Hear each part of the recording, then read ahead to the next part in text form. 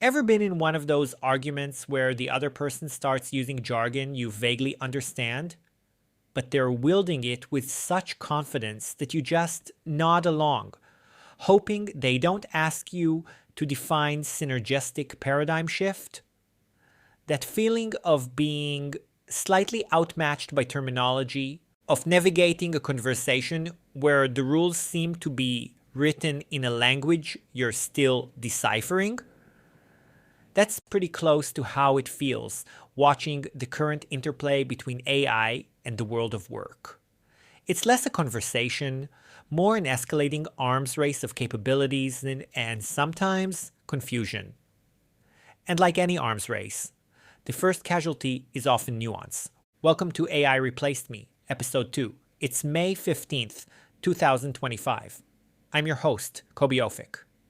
Last week, we peered into the uncanny valley of AI deepfakes in interviews and the rise of the mid-level engineer algorithm. This week, the stakes get even higher as we look at how this algorithmic arms race is playing out in recruitment, how AI is redrawing the job market map, and even how governments are getting in on the act.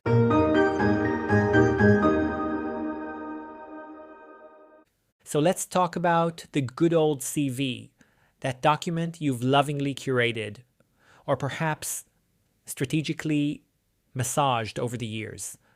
Wouter Derville, the CEO of Test Gorilla, recently penned a letter to the Financial Times that essentially called the CV a relic.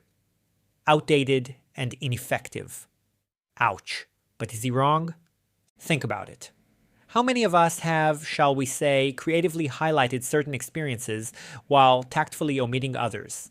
The CV, in its traditional form, is a masterclass in curated self-promotion. Now, throw AI into the mix. Employers are increasingly using AI to sift through thousands of these curated documents, looking for keywords, patterns, the digital equivalent of a secret handshake. And here's the hypocrisy Derville points out. Many of these same employers who are leveraging powerful AI to screen you get a bit sniffy if you use AI to polish your application. It's like showing up to a medieval duel with a perfectly sharpened sword, only to find your opponent has a Gatling gun and then complains when you try to use a shield. The real kicker isn't just that AI is changing how we apply for jobs. It's that AI is throwing a harsh spotlight on the inherent flaws of the traditional hiring process. It's amplifying the signal of a problem that's been whispering in the background for years. The CV is a poor predictor of actual on-the-job competence. Derville's proposed solution? A pivot to skills-based assessments, supercharged by AI. Imagine, instead of just saying you're a great coder, you complete a real-world coding challenge. Instead of claiming marketing prowess, you simulate a campaign. It's about demonstrating, not just declaring.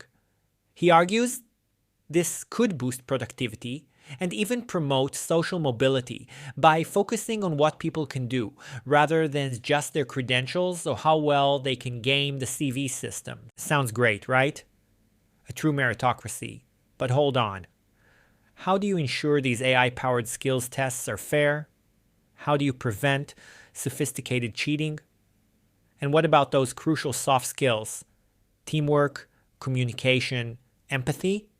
Can an algorithm truly measure a candidate's ability to collaborate or lead? Derville suggests a hybrid model, AI for the initial heavy lifting, the screening, the skills validation, complemented by human judgment for the nuanced, subjective elements.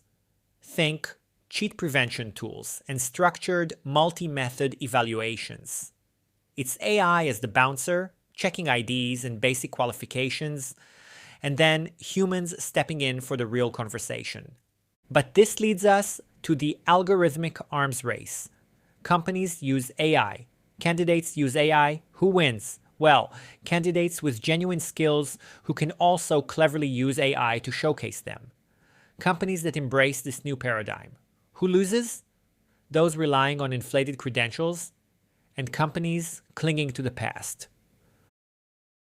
But there's a more unsettling thought. What if access to the best AI application polishing tools becomes another form of privilege? Remember the college admission scandal? Wealthy parents weren't just paying for tutors, they were paying for fabricated athletic careers. Now, imagine that with AI optimized resumes, AI-driven interview coaching, simulated assessment environments, instead of leveling the playing field, AI could end up tilting it even further, creating a feedback loop that exacerbates existing inequalities. Derville's letter is a wake-up call. This isn't just about efficiency, it's about fairness, transparency, and access. Because if we're not careful, we'll build a system where the code, not the competence, decides.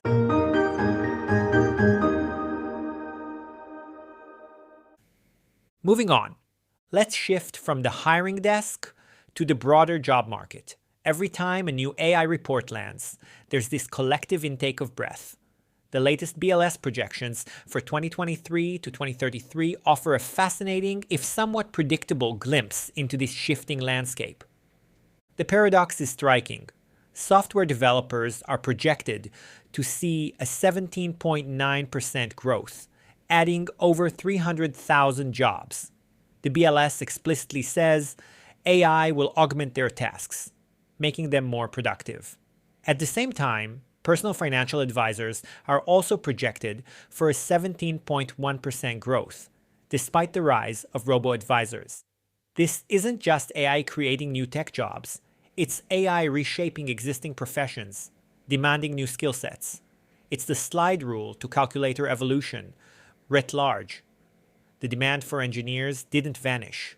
Their tools and the complexity of problems they could solve evolved. The growth in software developers is almost a self-fulfilling prophecy. More AI means more people to build and manage the AI.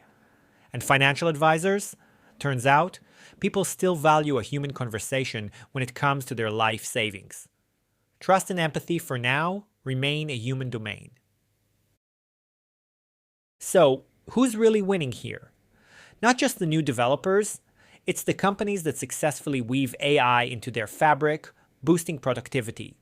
It's the financial firms that use robo-advisors for the routine, freeing up humans for high-value interactions. The winners are those who master the human-AI tango. But then there's the other side of the coin. Routine, rules-based tasks, they're in the crosshairs. Credit analysts, a projected 3.9% decline, claims adjusters, examiners, and investigators. A 4.4% decline, that's over 15,000 jobs. Insurance appraisers for auto damage, a hefty 9.2% decline. These aren't necessarily low-skill jobs. Claims adjusters, for example, require specialized knowledge. But AI excels at pattern recognition, risk assessment, data analysis, the core of these roles. The uncomfortable truth? AI is making significant inroads into middle-class jobs, raising serious questions about economic stability for many. And consider the ripple effects. The ancillary services, the local businesses reliant on the spending of these professionals. Now, let's take this to a place you might not expect, the US federal government. Remember all the talk about truck drivers? Well, the first truly massive AI-driven job displacement isn't on the highways, but in the cubicles of Washington, D.C. An announcement in early May 2025 sent shockwaves. Approximately 40,000 federal jobs are on the chopping block. We're talking USAID, the Department of Agriculture, HHS. The official line is streamlining, efficiency. But peel back the layers, and it's a clear signal. Algorithms are being prioritized over human employment, even in a sector often seen as a bastion of stability. The government, the supposed employer of last resort, is leading the charge in AI-driven workforce reduction. This isn't a tech startup. This is Uncle Sam. The immediate impact is obvious. 40,000 people facing unemployment. The government talks about retraining programs, but how many USAID project managers are realistically going to become AI prompt engineers overnight? The skills gap is a chasm. But the deeper costs are about the fabric of governance itself. What happens to institutional knowledge when decades of experience walk out the door, replaced by an algorithm? You can't just upload that kind of nuanced understanding. What about algorithmic bias baked into policy decisions affecting aid or public health? And how does public trust fare when critical services are managed by opaque black box systems? Who's accountable when the algorithm gets it wrong? This isn't about Skynet launching nukes, it's about human choices regarding AI deployment. The government's move raises fundamental questions. Is its primary role to be hyper-efficient, even at the cost of jobs and potentially democratic values? Or is there a broader social contract at play? The call for reskilling echoes through all these scenarios, but learn to code is a simplistic, almost dismissive answer. The real challenge is identifying transferable skills and providing targeted training. A claims adjuster's investigative acumen could be invaluable in fraud detection, working with AI, not replaced by it. The goal is partnership, not obsolescence. All right, time for a few quick hits from the cutting edge. Our future forward flashes. Oh my goodness! Time for future forward flashes! First up, Klarna's AI revolution continues. Forget any notion of them backtracking. By December 2024, a staggering 90% of their staff were reportedly using AI tools daily. This isn't just customer service bots. AI is permeating communications, marketing, even legal. Their internal AI, Kiki, fielded over 250,000 employee inquiries. Their CEO, Sebastian Siemiatkowski, had already announced plans back in August 2024 to shrink the workforce by half through natural attrition and a hiring freeze, except for engineering roles. It's a bold vision of an AI-augmented, leaner and meaner workforce. The key takeaway? They are not rehiring human agents due to AI shortcomings. They're doubling down. Next, the HR Grim Reaper gets an AI upgrade. News broke just yesterday, May 14th, from TechRadar that IBM and CrowdStrike are cutting hundreds of jobs, many in HR citing AI realignment. IBM's CEO Arvind Krishna talks about reallocating resources to programming and sales. CrowdStrike, a cybersecurity firm, is shedding 5% of its staff, about 500 jobs, with CEO George Kurtz stating AI is now foundational, reducing hiring needs. This raises the specter of AI not just doing tasks, but helping decide who no longer has tasks to do. Are these reallocations genuine opportunities for the displaced, or just a polite term for creative destruction?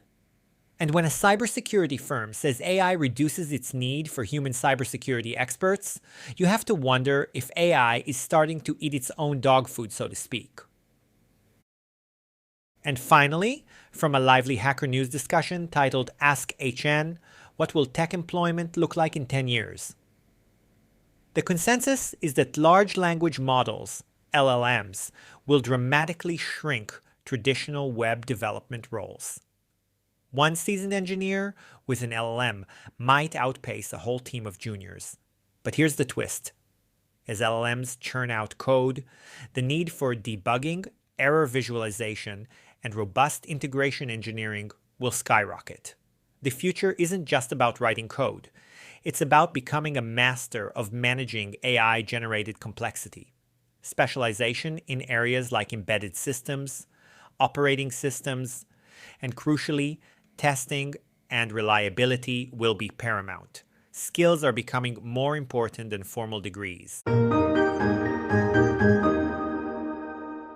Now, if you thought AI taking over cubicle jobs was the main event, cast your eyes east. Reuters reports that China is making a colossal $20 billion plus bet on humanoid robots to revolutionize its manufacturing sector. This isn't just about automating assembly lines. It's a strategic, geopolitical maneuver. Consider the numbers. A government funding tidal wave, a target to slash the price of these humanoids from roughly $35,000 today to $17,000 by 2030. And China's existing 90% dominance in manufacturing many of the components for these robots. They don't just want to build the robots, they want to own the entire ecosystem. Why this massive push? It's a convergence of factors, addressing an aging population and shrinking workforce, gaining a reshoring advantage amidst trade tensions. Imagine made in China, but with robot labor keeping costs down, even if factories are brought back on shore. And a bid for technological leapfrogging. These aren't just clunky automatons. The goal is robots capable of tasks too complex for traditional automation. The winners: Chinese robotics firms like Agibot and Unitree, AI platform providers like DeepSeek. Potentially, the Chinese economy itself. The losers? Low-skill manufacturing workers globally and manufacturing companies in nations not making similar strategic investments. China's talk of unemployment insurance reforms is a tacit admission of the disruption, but is it a solution or a band-aid on a much larger shift in the global division of labor? It's less Westworld and more World Factory Robot Edition. And speaking of bold bets, let's swing back to Silicon Valley, where Salesforce CEO Marc Benioff is making waves. He's openly skeptical about the current efficacy of competitors like Microsoft's Copilot, basically saying it's under-delivering on the hype. This isn't just tech rivalry, it's strategic positioning. But more profoundly, Benioff envisions digital labor as a multi-trillion-dollar market. Not AI assisting humans, but AI as the workforce. Salesforce's Agentforce platform is presumably their vehicle for this. Think automated customer service on steroids, AI-driven marketing campaigns replacing entire teams, and algorithms making critical business decisions. The upside for businesses: efficiency, cost reduction. The obvious downside: massive job displacement. Benioff also champions open source AI contributions. While this fosters innovation, it also allows companies like Salesforce to build proprietary solutions on publicly developed foundations. It's a smart play. And his bold Stargate partnership hints at a flexible approach to AI models, not locking clients into one vendor, a crucial strategy in this rapidly evolving AI cloud war. Benioff isn't just commenting on AI. He's actively building a future where digital labor is a commodity. The question for the rest of us is how we prepare for that, and how we ensure the immense wealth generated by this shift is shared more equitably than the profits. So, from the CV being declared obsolete to governments shedding tens of thousands of workers, to nations betting billions on humanoid factories, and CEOs dreaming of multi-trillion-dollar digital labor markets. It's clear the AI-driven transformation of work isn't slowing down. It's accelerating. And it's forcing us to confront some fundamental questions about the value of human skills, the role of government, and the very nature of a job. The common thread this week seems to be about control and access. Who controls the algorithms that make hiring decisions? Who has access to the AI tools that provide a competitive edge? Who controls the robotic means of production? And ultimately, who benefits most from these seismic shifts? It's not about stopping the tide, but about learning to navigate it. Perhaps even build some new kinds of vessels. Understanding these dynamics, the push and pull between algorithmic efficiency and human value is becoming less of an intellectual exercise and more of a survival skill. That's precisely the kind of proactive thinking and strategic adaptation I delve into in my book, Keep Your Day Job: How to AI-Proof Your Career. You can find it on Amazon and wherever you get your books. Thanks for tuning into AI replaced me. Join me next week as we continue to unpack how this incredible and sometimes unnerving technology is reshaping our world, one job, one algorithm at a time.